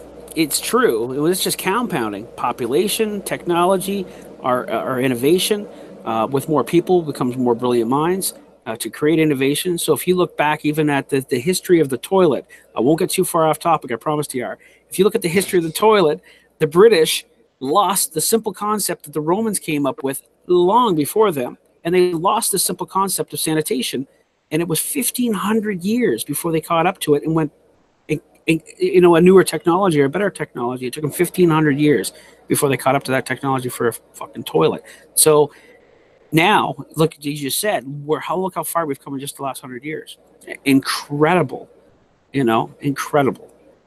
So now we'll probably save the planet yet from freaking radiation and shit from nuclear power plants. Somebody will come up with an idea. At least I hope so. Well, I guess that's kind of part of the problem. I mean, once upon a time, hydro was all the electricity we needed, and that was power hungry stuff that we had. And we've gotten more proficient. You know, refrigerators don't use as much power as they used to. TVs, blah, blah, blah, blah. It's just that we have so much electronics and so much stuff that's powered. Everything is powered by electricity. Yeah, it may be more efficient, but we got 100 times more than what they had when electricity really got going. You know, I don't know. We're kind of bouncing around a little bit, but I don't know what the answer is as far as power. I just personally don't think nuclear is the right option just because of the nuclear waste. I don't know about you guys, but when I was going through school, I'm not saying they did this on purpose, but when we did get into education about nuclear power plants, I kind of thought once they put the rods there, they fucking lasted forever because they got, you know, fucking thousands of years of half-life. And then I find out as an adult later in life, it's like, yeah, they last 6 months to a year. I'm like, I don't remember them saying that in school. These were so efficient and worked so great. I mean, blah, blah, blah. It could be that was done on purpose too. I mean, you know, just to get it going so people would accept it, right? And allow it to happen. Because if you imagine if they said, all right, so every 6 months, well, where do we put those after every 6 months? And people started asking hard questions, like society who vote people in. That might be a hard sell, right? We might have said, no more building those. That's a bad idea. What are we doing with those afterward? 1,000 years. Well, holy shit, man. You know, somebody would have said, no, that's not a good idea. I don't care if that. I don't care if that guy's suave in the speech or not. I ain't voting for him, but that's what he's doing. You know. Well, Vanessa brought up an interesting topic. This was way back in the side chat, just about the cost of batteries for the average homeowner. You know, when we were talking about solar options, panels at homes. TR, I think one of the first videos of yours that I ever stumbled across was one of your home solar system, you know, doing the wire connections, creating your battery grid on that stuff. And, you know, I know just from experience from repairing and keeping my own vehicles going, battery costs have done nothing but skyrocket since the advent of electric cars and hybrid cars. So, you know, those resources are used up at an astronomical rate now. Just the ingredients it takes to make a battery is used up. So, I mean, where do we go with that? You know, all these people who think, well, I'm saving the earth because I'm driving my hybrid or my electric car. Well, where do you freaking think you're getting your power from? You go plug it in, it's coming from a coal plant or whatever. You know, they want to think that they're doing such a great thing by doing that. They're just adding to the need for the power to get into those batteries. If they, which we know, okay, things will evolve somewhat naturally or however the market plays out. But there is no way in hell right now, if everybody decided to buy an electric car, there's not enough power in America to power up those cars. Mm-hmm. Period. There's not. Well, if you're dead on the road. Yeah. I don't care if you put solar panels on the fucking top of it. You know, it ain't enough That's what I'm saying. power. Look like one of those MIT cars. The reason right now, I disconnected all my solar shit. I may have go back this summer and go through it. I had some problems or whatever, but the charger I had, it got to where it was kicking on because the panels wasn't able to maintain the batteries. So it hit a level and the charger would kick on. Well, the charger is built to It's a really nice inverter, don't get me wrong, but it does a smart charge where it like slowly builds the batteries up and then slowly drops off the charge instead of just trying to hit it, hammer to the wall, because eventually that shortens the life of your batteries. They need a slow charge, And so this fucking charger would run for hours. I was using more power keeping my batteries charged up than I was getting out of them. Yeah. And I finally just unhooked all of it. I said, fuck it, I'm done. And this is after $7,000 of investment in this shit.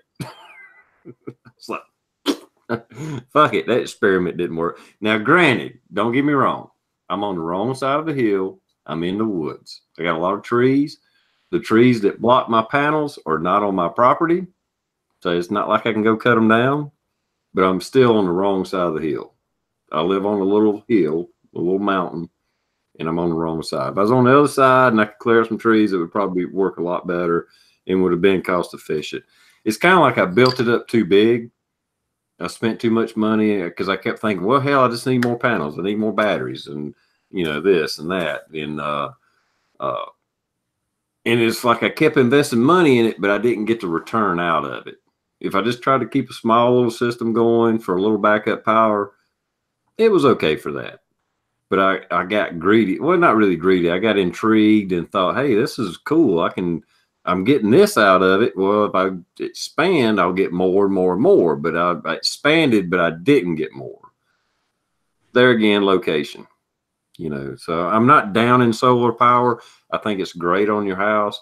I just don't think it's great for trying to do it as a mass grid. We can power up America with solar power. No, the fuck you can't. Yeah, it just supports the idea, though, that, again, if the intention was to power the home with solar panels, the pre-thought, certainly in the forethinking, would have been into the building location, right? Mm-hmm. So that house was never intended for that purpose. Yeah. Bottom line. There's any house in America pretty much probably could, if you put just like 3 panels up just to help supplement, you would get use out of it. It would pay for itself.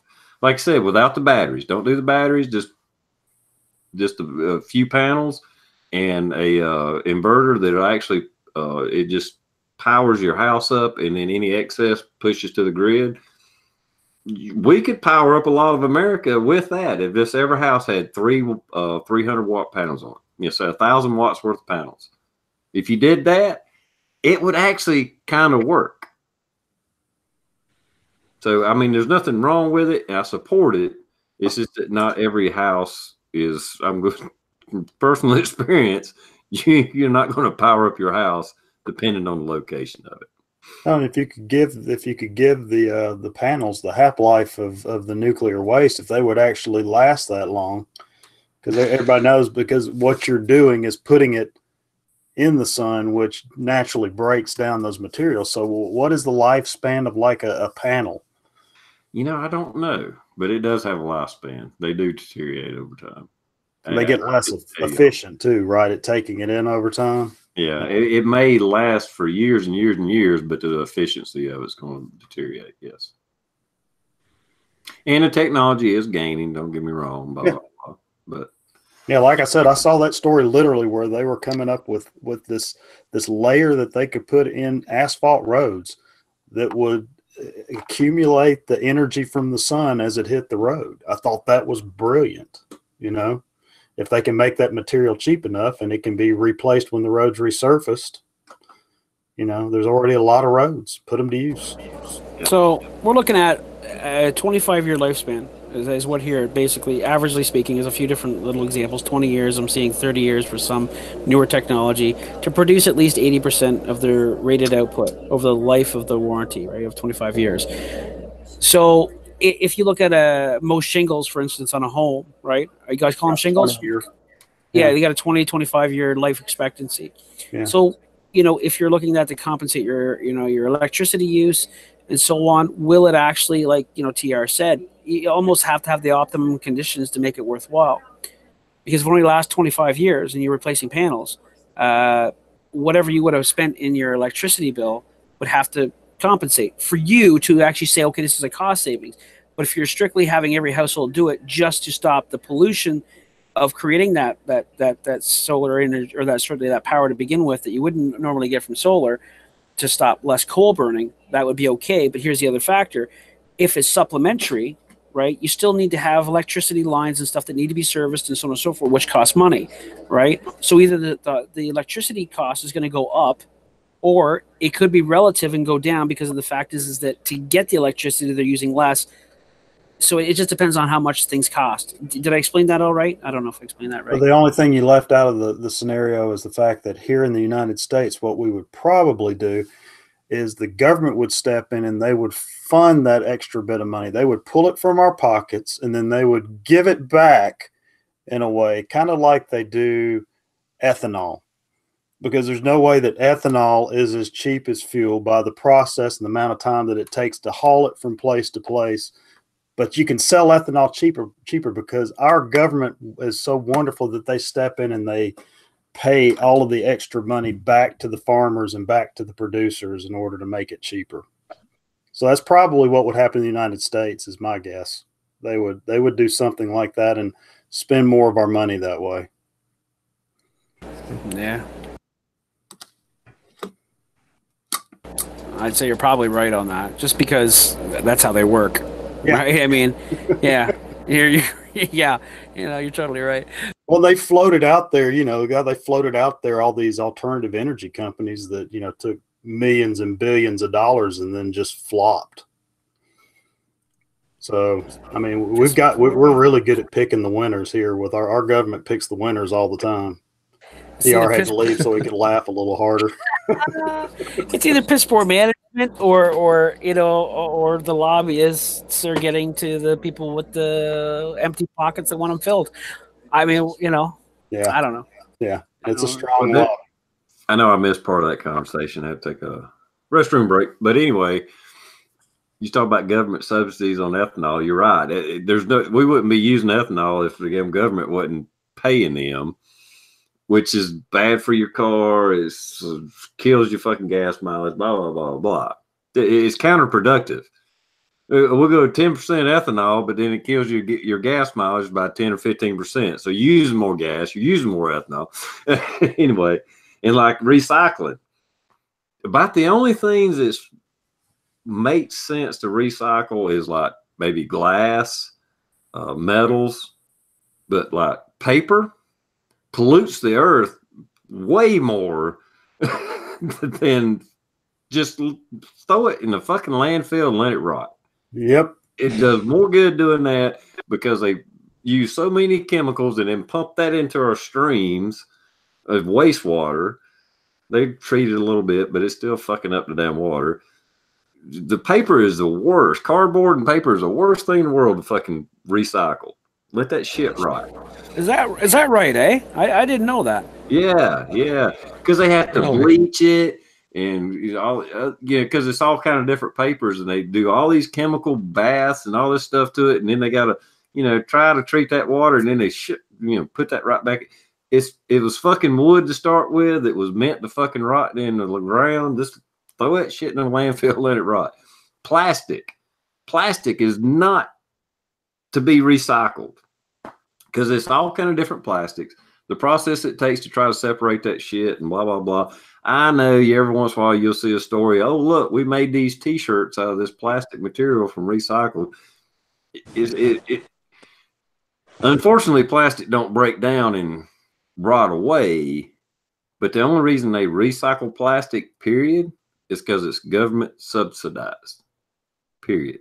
Because it's not cost effective. They can't take plastic and process it and then resell it. It would be cheaper to make new plastic. Is that right? Yeah. Because I work in plastics, and there's so many different plastics. And when they recycle plastics, it's all milk jugs, bottles, whatever it is. It's different plastics, totally different plastics. They're very specific. Like at the plant I work at, you got polyethylene, polypropylene, you got nylon, you got ABS, all these different. And when they try to recycle it, all it's thrown in a pile, and then they try to grind it up and separate it. that shit ain't cost effective for shit. Now, it's probably better than throwing it in a landfill, but the only reason they do it, period, is because they're government subsidized. Maybe that's still the good answer, so you're not polluting the earth with it. But I'm just saying, getting back to what Insight was saying, there's a lot of stuff that's being done that's government subsidized. Is the only reason that fucking industry even fucking exists.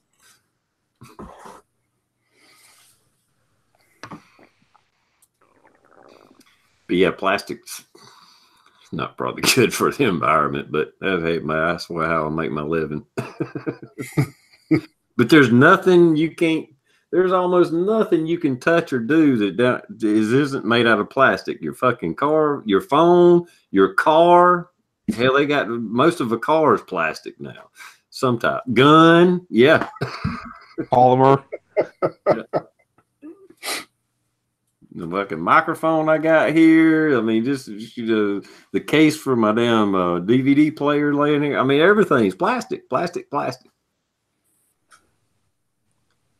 The only way they could recycle it and make it somewhat cost effective if they could separate it. You know, like I say, okay, yeah, this is polypropylene. Okay, this is polyethylene. This is nylon. If they could keep it separate, they could probably do it efficiently. But the way they're doing it, as far as landfills and stuff, you know, like, or what they call them recycle centers now, like when I go to the dump, you know, put your plastic here, put your glass here, put your aluminum here, whatever. If they keep it separate, that's fine. But the plastics, it's all the same plastic going in the same bin. And I just know technically that ain't a good way to do the plastic. But that's getting too detailed. Sorry.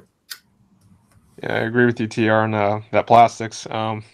Same thing goes with metals. Like, there's so many freaking metals out there, like aluminum, you got steel, you got gold, you got silver. I was actually at a metal recycling plant. So we're both basically going to get our money after just, returning a whole bunch of construction-made stuff that we didn't need. And there's a sign on top that literally says this. Rule number 1, accept and be thankful for what you get. Number 2, don't whine.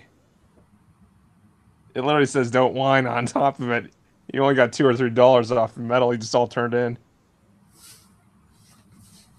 Yeah, that's the metal game for you, right? You know, if it's not copper or brass, you're not making much. Wow, he used to make a pretty good living as a kid picking up the bottles when we got deposit money back off of them. Deposit though, but again, that was part of a recycling program, right? Yeah, you know what I mean. They still do that in Newfoundland. In Canada, they charge you 8 cents on every can or bottle, and that 8 cents goes to the province. The province then goes, when you recycle it, back to a depot. That depot is privately owned, and they give you back 5 cents, and then the government gives that vendor or the people you take it to 3 cents to do that job. So. And that's how they do the recycling program. Because otherwise, they didn't have when they had it at 5 cents, right? You got 3 cents back, right? You paid 5 cents, you got 3 cents back, and then the vendor got 2 cents. It didn't work. Nobody cared, right? But when you made it a shiny nickel that you got back for each container, then there was no problem, right? They had there was a 40% boost in the recycling program when they made that change. It was really interesting stats. So. Well, once upon a time when I was a kid, your Coke and Pepsi bottles, when you returned them and got your nickel back or 10 cent, they didn't they didn't like break it down and make new bottles. They actually cleaned them, sanitized them, put Pepsi or Coke back in it, slap the cap on it, and put it back on the rack. Yep. Absolutely. Checked it for defects and such, pressurized it, and then fucking I've seen a documentary on that. It's pretty cool. Because you get a brand new Coke or whatever, and the bottle will be a little scratched up and what have you, a little wear and tear on it. That's just the way it was. Yeah, the bad ones went in the machines when you used to have to pull them out of the machines. Remember how you had to pull them through those little pinchers? Didn't matter if they were a little scratched up. Something different about a Coca-Cola out of a glass bottle than it is a can, right? Yep. Ice cold. It's just something different about it. Don't know what it is. Better. I even remember watching a documentary of Coca-Cola that used to have a cocaine in it back in Oh, the yeah. old days.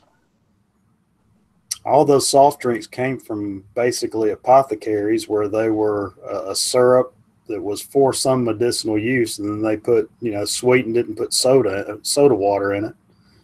My grandfather actually ran a mercantile in Athens, Georgia, and they still had the old soda fountain and stuff in there, and they used to pull their drinks on those things back then.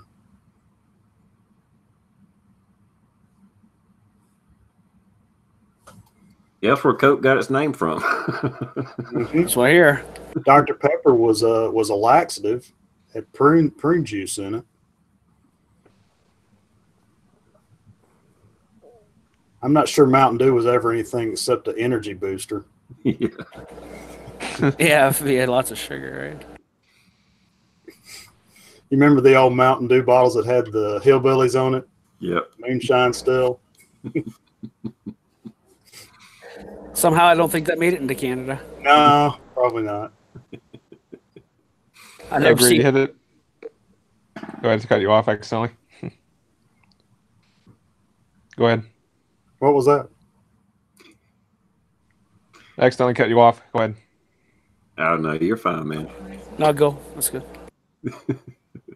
You just had to mention moonshine, and now I'm thinking moonshiners on Discovery Channel. That's some shit right there. Just while we're on that topic, I'm going to divert for a quick second. So when I look at some of these things, and they got video cameras going in, they're filming the bad guy side, right? I'm just saying this because I was former law enforcement. But then you go and they're filming the law enforcement side, going and raiding these places, like Narcos, the real Narcos, or whatever the case is. I'm going, isn't this incredible that we're here in this day and age now, where we film both sides of it, and we put this together and put it on television? Everybody's okay with that. I just find that just amazing. Anyways, yeah, that's my little rant. That's a really interesting history, though, when you go way deep back into the roots of it. And there's a great book. It's probably pushing close to 50, 60 years old. I think it's called Our Southern Highlanders, and it's all about that. It's about the rough immigrants that were willing to tackle the Appalachian Mountains and stuff, and it gets into the reasoning behind moonshine and the distrust of government and the battles that ensued within. It's actually a really good book, kind of written in that Appalachian dialect. It's a good read, but it gives good insight to it, which really had never been presented much, even with the modern day moonshine movement and the popularity of it and the destruction of really what is good pure moonshine, because good pure moonshine is something special when you can find it. Just saying. Yeah, it was embedded in our forefathers. I mean, people that signed the Constitution made liquor, grew hemp. The Declaration of Independence is written on hemp paper, and somehow we transferred over the years to where they decided to put a damn luxury tax or whatever they want to call it on liquor. That's where the whole thing. It really wasn't moonshine to start with; it was just liquor, because local communities somebody made liquor. I mean, if I'm not mistaken, I don't want to quote names, but some of the people that signed the Constitution, Declaration of Independence, they made liquor. It was perfectly legal for them to do that. Where they just made up their own fucking country. There wasn't any taxes on it and all that. And, so you getting back to what Luke was talking about earlier when we was talking about small communities and stuff. Your small community would have a blacksmith. You'd have a guy making liquor. You'd have your farmers growing this. You'd have your other farmer growing that. You'd have your poultry, somebody raising cows. Every community sustained itself, Hey, the first saloon, man, I am almost sure as shit, was fucking 3 milk cartons or milk pails sitting around a fucking guy with the still back. And somebody kind of says, hey, you know what? Everybody just keeps coming in here every day asking, going, hey, man, can I have a little snort? What do you got for me? How it started right there. I'll bet you sure as shit. Here's a dozen eggs. Give me a box. Whatever. I mean, it was all barter. It was all barter. Yeah, shit, doctors worked that way, didn't it? It did in a Little House on the Prairie anyway. Fuck, Doc Baker didn't make a fucking nothing for cash. Got a lot of chickens though, buddy. Well, but it wasn't much to spend money on. You was damn near making your own clothes. Gas money. I mean, a little kerosene for the lamps if you was doing that. If you wasn't making, I mean, you think about it. In 150 years, we'll just go back 150 years. Wow, we have changed so fucking much. Mind blowing. Yeah. I said this in a video in the past where I said, imagine if you put a man to sleep 30 years ago and woke him up today and give him fucking 2 hours of our television just at fucking 1 o'clock in the afternoon.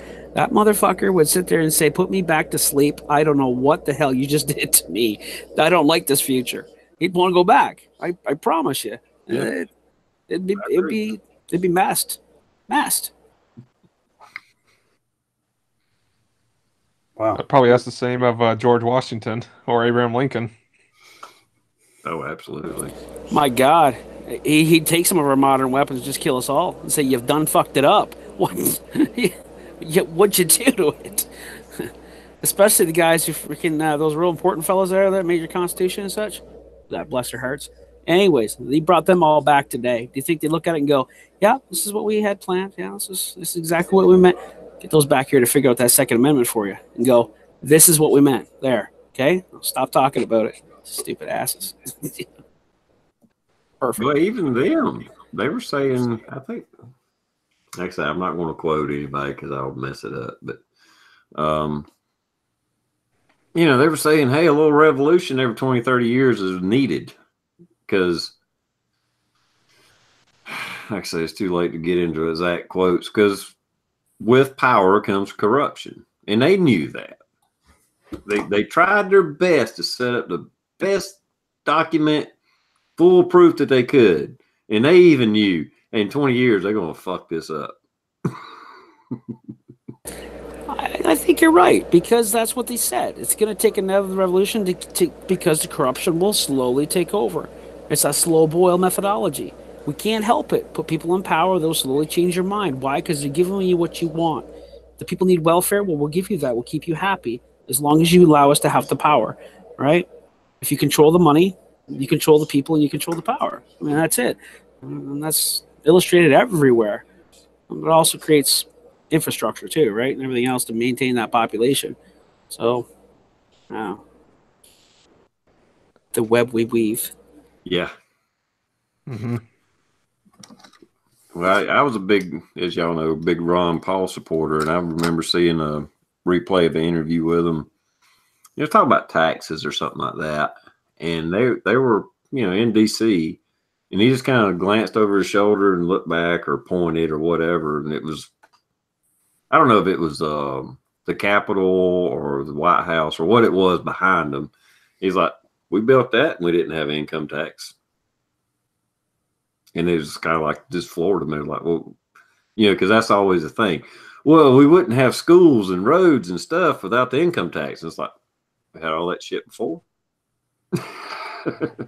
You would do it through bonds, government bonds, and port taxes and tariffs, and that's where the government got their money before the income tax. And those things are actually allowed in Congress to actually do.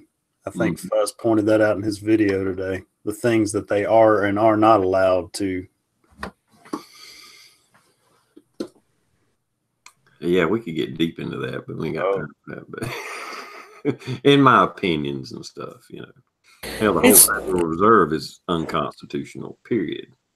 You know what I find really interesting, and I was talking to a buddy of mine here, and certainly real life, not in YouTube world, certainly, but I was talking to him, and I said, I find it really interesting that, we got Pelosi, certainly, who just 8 years ago was on video, basically encouraging the exact same thing that Trump is asking for today. The exact same thing. If we look at certainly the former president, or certainly your deceased president there, George W. Bush, he was the one basically started the wall. You know what I mean? Along the border, for the most part, he spent a shit ton of money, and then there's all that maintenance in between that nobody's talking about. You know, every single president has put money towards the defense of the border of the United States, and some have shut down government for their own little reasons. Obama was shut down government for was it 16 days, I think it was, and it was 800,000 people basically were on full, you know what I mean, shut down. And so when you compare that to, you know, Trump's 30 some odd days, you know what I mean, with 500,000, just under 500,000, certainly in furlough, and that was part government. So it almost equals out to some degree. But Trump's getting a shit ton more pressure. Meanwhile, I'm sitting there going, well, you know what? You probably need the wall. It'd be a lot better if you just bring your troops back and put them across there and give them something to do. You know what I mean? You'd fix it, I'm sure, of them. But you got such a foothold everywhere. You have to balance it the way that they're balancing it. Can't do it any other way. And I don't know. Just strange. You do know that we have a problem when we can stop paying and stop the jobs of non-essential government workers. Those two terms don't really belong together. Non-essential and government worker don't belong together. So that tells you where the glut is. The glut is in a central government that's been overbuilt to the point where there are a ton of people who they consider non-essential working within it. Right. So what do? So you take those non-essential people and instead you train them to basically guard the wall. Would it be cheaper to do it that way? I don't know. I'm just saying. There's enough of them. We might line them up hand to hand and have them stand the border. Right. Just feed them, man, and be all right. Well, I mean, I'm just saying, maybe that's the answer. It was Matt from Resistor, and he certainly had said, you know, bring the fucking soldiers back and just put them back to work on the border. I agree with that 100%. I think that's a smart idea. However, the problem with that is that maybe they really can't do that because the troops they've put out there, they're all there for an absolute reason. They are definitely there for a reason. And it's survivability. You have to have a foothold in there, like I said, to secure trading routes and stuff like that, to protect trading routes, to make sure that you've got footholds in case there's a problem, to keep everybody at bay so there is no problems. You know, I'm sure Russia does the same thing. You know, China, same thing. We maintain our fleets. You know, it's all related. So, like I say, I came up with a solution, and I've actually heard it repeated. I know they didn't quote me. Somebody else had the same idea. Just make the fucking border, any of the places there's not a wall, make it the training ground. Make it a target range for the military. Every missile, every 50 BMG, every mortar they want to shoot, everything they want to do, just make it across the border. The United States government has a 60-mile right-of-way on the border. I mean, a 60-foot right-of-way. And you just constantly target practice along the border with no set schedule. Did anybody from Germany, Berlin, moreover, put in a bid for the wall to say, hey, this is how you do it? I'm just saying, they seem to have their shit together over there. Nobody was crossing that shit very much there. You know, we'll wrap this up here in a minute, but one of the places they do have a wall is on the California border that stop illegals from coming over by 90%, and yet they're the ones that's raising the most hell over, we don't need a border wall. You got one, motherfucker. Right. You know what Cruz said? So Ted Cruz is up there, and he's talking to the Speaker of the House, and he was saying, and he was holding another governor or something like that accountable for his words and such. He said, and I thought this was really interesting, he says, why is it that I've got a governor basically up in Colorado telling me on a border state basically what's good for my state, you know what I mean, or what's good or bad for it? And I'm going, you know, that's a really good, valuable point right there. Maybe he was concerned because Colorado's taxes were going towards it too. Maybe that's what the concern was, I guess. But there was some validity in it. Anyway, so that was ironic. Yeah, the places where they need the wall is like Arizona, and I'm not going to say, but most of Texas don't have a wall. A lot of Arizona don't have a wall.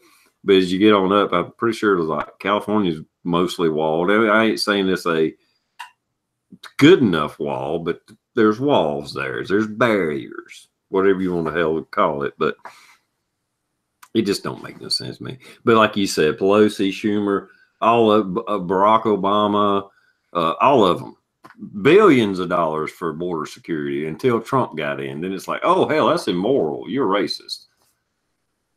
Because they keep turning the narrative to you don't want illegal aliens in, illegal immigrants, is that we don't want any immigrants.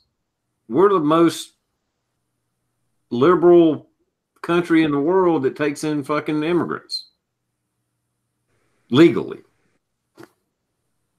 I think that's all you guys are asking, wasn't it? Just to do it legally? Jesus, man, look, okay, let's not put up a wall. Just everybody be on the honor system and cross where you're supposed to.